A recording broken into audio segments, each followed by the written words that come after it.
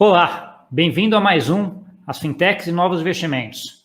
E hoje vamos manter no tema stablecoins.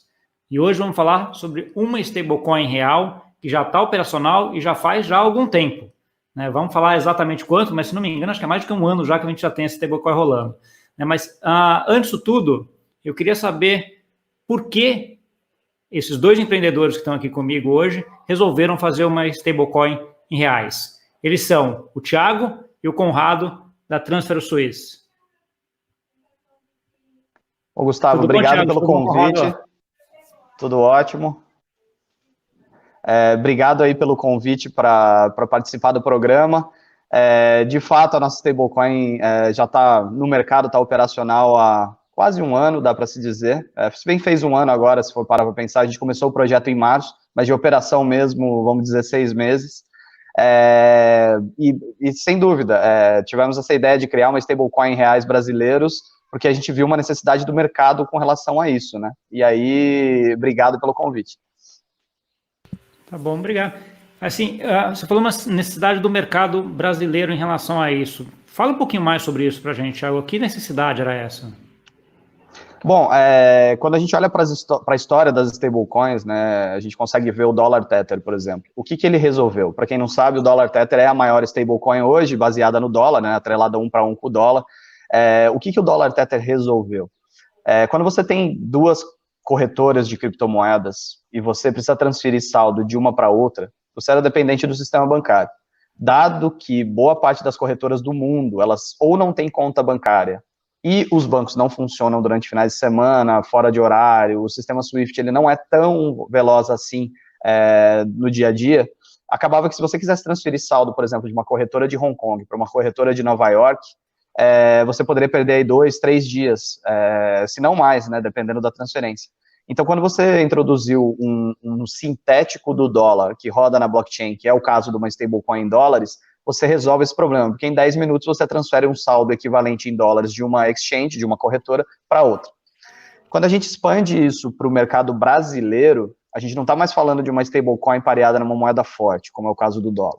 A gente está falando de uma stablecoin pareada numa moeda que tem um problema fundamental e inerente à forma como ela foi desenvolvida. E aí não estou dizendo que o real brasileiro é ruim, só estou dizendo que é uma característica dele, que é a questão da internacionalização das finanças. Então, hoje o brasileiro ele não pode ter, por exemplo, uma conta em dólares, uma conta em euros, mas ele paga seus impostos em reais e ele faz sua contabilidade doméstica em reais. Então, quando um brasileiro começa a fazer suas operações numa corretora de criptomoedas ou numa plataforma internacional, ou ele escolhe dormir em dólares, né, no caso num dólar Tether da vida, ou em dólar mesmo de verdade lá fora numa corretora, e fica exposto a essa variação, ou então ele vai dormir em criptomoeda, que a volatilidade é maior ainda. Então acaba que a criação de uma stablecoin em reais permite com que o brasileiro possa, pela primeira vez na história, fazer um hedge em moeda local, né, fazer sua proteção patrimonial em moeda local, operando em corretoras internacionais. Esse é um dos aspectos aí da stablecoin em reais. Você citou um ponto que eu acho que é bastante importante. Eu até dou uma aula de câmbio, até tem uma aula online na Infomoney, um curso de câmbio da Infomoney online, para quem quiser ver isso, mas a parte de câmbio é uma parte importante que você comentou da stablecoin que vocês lançaram, e é uma parte que no Brasil é muito fechada, né? Um pouco do que você está dizendo. Você não pode ter conta em dólar no Brasil, não pode ter conta em reais em nenhum outro lugar do mundo que não seja o Brasil, né? Então, isso aí, para quem é brasileiro e quer operar em alguma criptomoeda ou alguma coisa fora do Brasil, causa um monte de dificuldades, vamos dizer problemas, vamos dizer dificuldades, né? Em termos de reporting, em termos de como é que você tributa, e você tem vários, como é que você fecha câmbio até, né, no Brasil, é um negócio bem mais complexo do que na grande maioria dos lugares, né?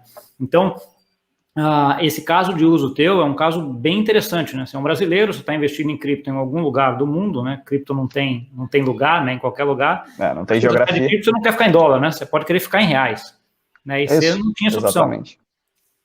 E existem os dois caminhos, né? Como você bem falou, a questão do câmbio no Brasil, ela é limitada por uma legislação um pouco arcaica, né? Que data aí dos anos 50, anos 60. Então acaba que a gente tem um real brasileiro, ele é como se chama, ele é um NDF, né? Um Non-Deliverable Forward. Então bancos fora do Brasil não podem ter real brasileiro. O que dificulta também o acesso do mercado internacional ao Brasil. Então, da mesma dificuldade que o brasileiro tem para acessar os mercados internacionais, tanto de criptomoedas quanto de ativos no geral, o investidor estrangeiro e até mesmo os players estrangeiros têm a mesma dificuldade ao vir para o Brasil. É notório o conhecimento de que corretoras internacionais chinesas e americanas que tentaram se estabelecer no Brasil não conseguiram porque não conseguem uma conta bancária e não conseguem fazer remessa de capitais, não conseguem operar com uma tesouraria internacional no Brasil, dado aí digamos assim, um contexto bancário brasileiro. Então, a stablecoin acaba sendo um corredor para posicionamento, né, em diversos sintéticos de uma moeda. A gente costuma dizer que o BRZ, de forma alguma, é um substituto do real ou um instrumento de câmbio per se. Câmbio tem que ser feito por uma instituição financeira regulada pelo Banco Central. Entretanto, a stablecoin te possibilita ter acesso a um ativo, e esse ativo tem valor internacional, e ele representa um sintético de um valor em moeda fiduciária. E aí você consegue se expor dessa forma no mercado. Tá bom. Entrando um pouquinho mais aí no mecanismo de como é que a BRZ ou BRZ funciona, né? É a BRZ ou o BRZ? Como é que você chama ela, Thiago? Aqui no Brasil é o BRZ, lá fora fica indefinido, né? Então, acho que é o BRZ, né? Vamos no OBRZ. Como é que você... Porque assim, o BRZ é um token que tem uma paridade 1 para 1 com o real, né? Então, assim, um token BRZ igual a uma moeda real do Brasil. Como é que você faz essa ligação de 1 para 1? Nós tivemos que trabalhar muito no modelo que o pessoal chama de tokenomics, né? Na parte de fundamentos do token, porque você tem o modelo ideal e você tem o que a legislação brasileira aceita. Então, nós tivemos que ser bastante sábios e bastante cuidadosos com relação a como nós fizemos o modelo do token. Nós visitamos a TrueUSD, né, a Trust Token, que é, digamos, a segunda maior criptomoeda do mundo lá em São Francisco. Entendemos o modelo deles, né, que no caso, para explicar para quem está assistindo, eles mantêm uma reserva em dólares equivalente ao número de tokens em circulação, então existe uma paridade de 1 para 1. Entretanto, a reserva ela é segregada, então quem emite o token não mexe com a reserva, quem mexe com a reserva não mexe com a emissão de tokens. Então, é uma separação aí do emissor e do gestor da reserva. No caso deles, eles são beneficiados pelo framework aí anglo-saxão, né? Então, eles conseguem colocar o dinheiro num trust, figura jurídica que não existe no Brasil. Então, o próprio direito anglo-saxão permite que você faça essa separação no nível fundamental. No Brasil, você tem a conta garantia, alguns outros artifícios que não são a mesma coisa de colocar o dinheiro num trust para mostrar a independência 100% da gestão do colateral. Mas isso faz com que você não tenha o problema que muitas pessoas colocam que o Tether tem, que é o agent principal problem, né, a questão de conflito de interesse. A própria corretora, que é dona da stablecoin, tem um incentivo perverso de inflacionar a base monetária dessa stablecoin. Então, nós seguimos um modelo muito parecido com o do TrueUSD, dessa separação. Não temos a figura jurídica do trust, mas a gente separou juridicamente em CNPJs diferentes, a gestão e a emissão. A emissão ela fica fora do Brasil, nós somos uma empresa suíça, mas a emissão dela fica descentralizada entre Malta e Bahamas, e a gestão do colateral fica no Brasil com uma empresa separada, são juridicamente separadas. Garantir a paridade de algo, eu acho que esse é um desafio que até mesmo os bancos centrais têm, né? Os bancos centrais que fazem PEG de sua moeda com alguma outra, que é o caso do Banco Central de Hong Kong, por exemplo, ou até mesmo quando o Banco Central brasileiro queria deixar a paridade do real com o dólar, há algum tempo atrás, há uma dificuldade. Entretanto, no nosso caso, até hoje, o simples fato de termos um colateral em reais faz com que o mercado faça o preço convergir para R$1, no caso do Brasil. E quando o preço descola um pouquinho, nós fizemos questão de colocar o BRZ em diversas praças com diferentes moedas e diferentes liquidezes, nem sei se existe plural disso, né? E o que isso quer dizer?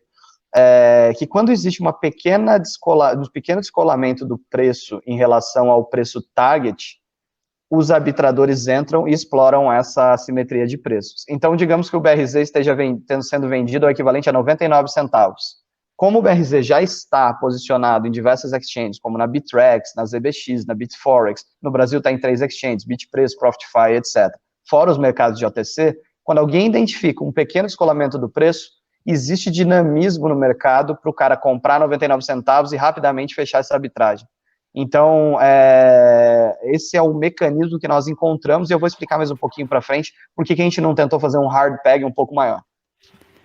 Não, eu queria explorar um pouco isso, mas talvez a gente deixe para uma segunda parte, né? Primeira parte então, assim, para quem está nos ouvindo que quer eventualmente comprar esse token, como é que é operacional? Como é que ela faz? Como é que as pessoas chegam lá?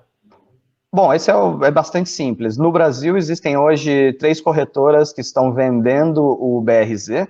Então a gente tem a Profitify, temos a Bitpreço e temos a Nova Dax, que listou a gente recentemente.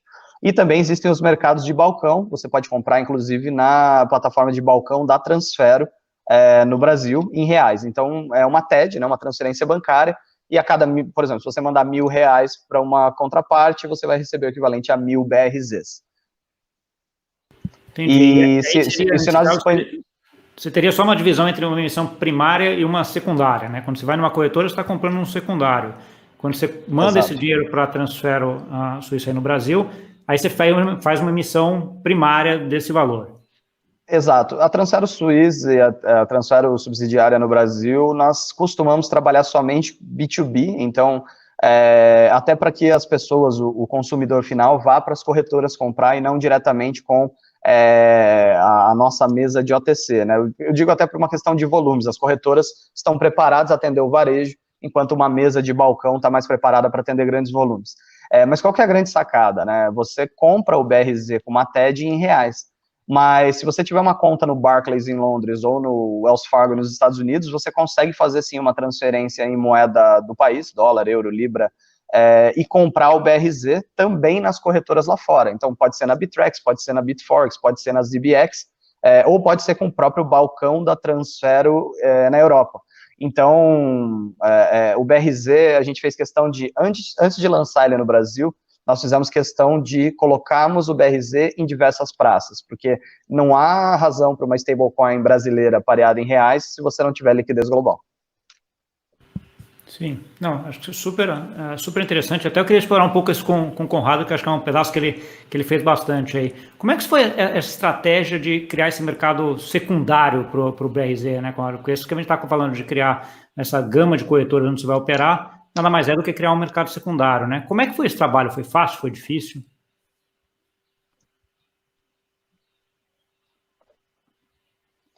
Não é um negócio fácil, porque como eu falei no começo da nossa conversa, tem uma falta de educação e um desconhecimento muito grande.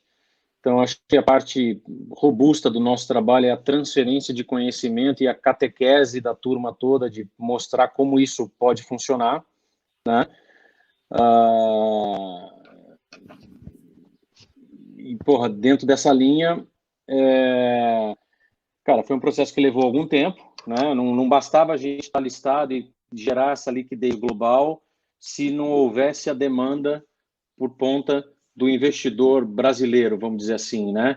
Que hoje ele começou a entender que ele pode, através da compra do BRZ, seja na Transfero, seja em qualquer uma das nossas operadoras locais, ele pode converter o BRZ para Bitcoin, ele pode converter o BRZ para Tether dólar, ele pode converter o BRZ para outras moedas, mas isso é um processo gradual, né? Não vamos esquecer que a empresa é uma empresa, o BRZ em si é uma empresa muito nova, né?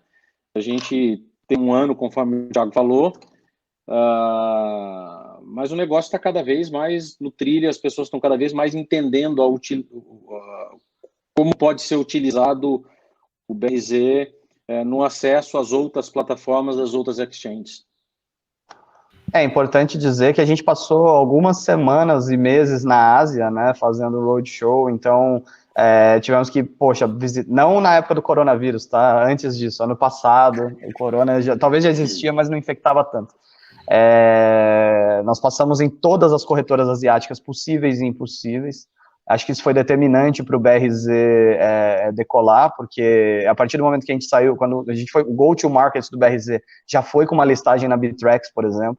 Então isso faz muita diferença, porque eu acho que se não tiver caso de uso, eu até costumo brincar, né? O pessoal gosta de colocar blockchain em tudo, mas se não tiver caso de uso, não faz sentido você criar qualquer coisa. Então, nós colocamos já o BRZ em praças que pudessem ser liquidadas, tanto no Brasil quanto em plataformas internacionais, e lançamos no mercado. E isso fez com que as pessoas naturalmente entendessem o mecanismo, e como o Conrado falou, agora a gente tem um processo de catequese, de mostrar por que usar o BRZ, e acho que isso é uma batalha que a gente está vencendo. Não, eu acho que vocês têm um caminho grande aí pela frente, porque assim, se pegar a parte de câmbio, vamos dizer assim, que é uma parte que eu trabalhei a vida inteira e sempre vejo o que você está vendo hoje no mundo, que à medida que você vai ter stablecoins 1 para 1 com todas as moedas do mundo, você vai ter uma central de câmbio nas exchanges de cripto, no final das contas, né? Que você vai poder sair do dólar para o euro, para o real, para o ien, tudo dentro de uma plataforma de cripto. Obviamente que isso causa um problema, vamos dizer assim, para a regulamentação de todos os países, né? Porque mais ou menos todos os países têm alguma regulamentação que pega essa parte de câmbio, né? Eu vou te até falar para mim, eu estou aqui em Portugal, para fazer um investimento em reais, caso eu queira, não é fácil, né? Vocês sabem, se for no mercado financeiro Sim. também, sim, os volumes que você tem que colocar são grandes, você depende de vários intermediários, os produtos não são vários. Então, quando você pega alguma stablecoin, por exemplo, eu quero só comprar real porque eu acho que o real vai se valorizar, vai cair aí dos 5,20, 5,30 que está agora, vai voltar para os 4,5. É uma dificuldade grande. Você vai e compra uma stablecoin dessas, de vocês, por exemplo, você fica nela, espera, voltou para 4,20, você vende e consegue fazer Bitcoin, dólar, o que você quiser depois, né? Então, assim, acho que esse caso de uso, à medida que você tem mercado secundário e corretora para fazer isso, é um caso de uso bem interessante. Essa questão... é um ponto importante. Não, fala aí, Conrado, acho que você vai falar exatamente a mesma coisa. Vai lá. Esse é um ponto importante em relação ao BRZ, porque, é tudo um processo de aprendizado em que a gente está aprendendo junto com o mercado. Obviamente, a gente tem a parte técnica, a parte analítica, a parte matemática, mas o mercado é quem vai ditar o rumo que isso vai tocar, né? E, na nossa cabeça, o BRZ é um stablecoin. Se é um stablecoin, cara, é um stablecoin. Ele não vai se valorizar. Ele vai valer sempre R$1. E aí, algum tempo atrás, a gente notou que existia um movimento de compra do BRZ em lugares diferentes da Ásia. A gente falou, será que alguém está comprando achando que isso é um ICO, ou é mais um ICO daqueles malucos de 2017? Porque, de fato, a moeda não vai valorizar. Não vai valorizar.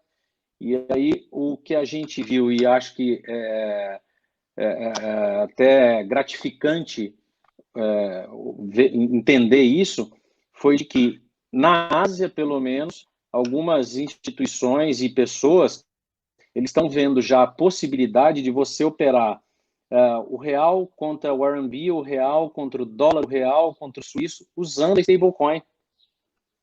Então, e você dá uma liquidez 24/7 num mercado que é ineficiente. Né, hoje. Sim, acho que esse é exatamente o meu ponto. À medida que você tem um stablecoin de tudo, listado numa exchange ou em várias exchanges, o mercado de câmbio virou elas, né? No final das contas, você pode fazer quase as mesmas funções ou os mesmos movimentos no mercado de câmbio nessas corretoras. E aí vem aquela discussão, que é uma discussão que eu tenho até no meu doutorado aqui, que é as moedas dos bancos centrais, né? As CBDCs, né? Central Bank Digital Currencies, né? Que é a corrida do Banco Central contra essas stablecoins 1 para 1, de certa forma, né? Mas assim, a gente tem muitas conversas com alguns membros do Banco Central, principalmente em relação a essa questão de Central Bank Digital Currencies. A gente consegue do Banco Central brasileiro e tanto dos outros bancos centrais fora do Brasil. Quando eu estudei em Londres, hoje muitos dos meus colegas hoje trabalham em bancos centrais fora do Brasil. E acaba que essa questão de Central Bank Digital Currencies faz muito sentido para países em desenvolvimento, né? Se a gente parar para pensar que hoje a gente vive aí no regime do petrodólar, mas que o trade bilateral entre dois países, né, não precise necessariamente passar pelo dólar ou passar por outra moeda forte, você acaba criando aí uma nova ordem econômica, onde, por exemplo, o Brasil vai poder fazer settlement em rublos diretamente com a Rússia, usando duas stablecoins de central banks. Então, isso pode ser uma ruptura no modelo. Não, sim, não tem a mínima dúvida, né? Eu lembro de uma discussão que eu estava tendo no banco lá, alguns 5, 6 anos atrás, que a gente chamava de South-South, né? De que os negócios do Brasil com a China, né? O Brasil tem muito negócio com a China, só que tudo é cotado em dólar, no final das contas, né? Porque as commodities são em dólar, pagamento em dólar, tudo em dólar, né? E tinha-se lá uma ideia de, por que a gente não faz real contra renminbi de uma vez, né? Então, assim, com as stablecoins pode ser permitido, de certa forma, mais rápido, mais fácil, né? Claro, sem dúvida, sem dúvida. Deixa eu fazer uma pausa agora. Eu vou parar aqui, porque senão vai ficar muito comprido. Tem muita coisa para discutir aqui ainda. Então, vou parar esse episódio aqui agora. A gente volta daqui a pouquinho. Deixa eu até colocar aqui. Vou parar esse episódio aqui agora.